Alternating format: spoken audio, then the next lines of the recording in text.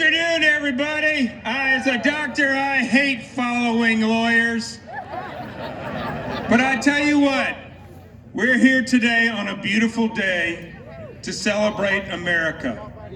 Let me take you back on a little journey. Let's go back 2 years ago, what was happening with us. Gas was $1.50 a gallon, maybe $2. Our southern border was under control. The word of the United States meant something. Yeah. So now let's forward that 15 months from now. Right now, let me take you on a little journey. When a new president comes in, first they usually get a year as a honeymoon, right? They can't make mistakes. We know with this media, they're always going to give the Democrats a honeymoon. But let me tell you when Joe's honeymoon stopped. Let us go back to Afghanistan.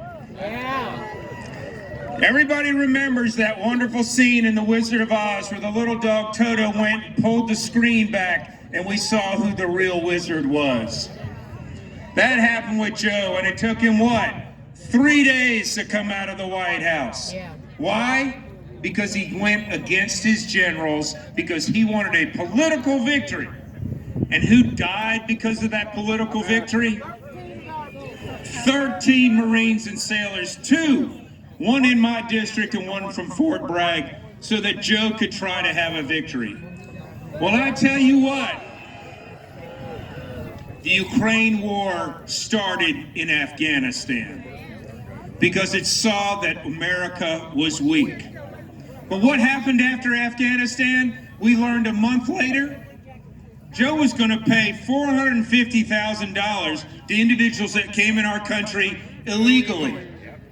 Our Gold Star families who've suffered the loss of someone in the military get paid less than that. Yeah. A slap in the face. Yeah. Then what happened? The Virginia governor told parents, you don't matter. The government knows what's best for you. What happened? Virginia elected a Republican governor.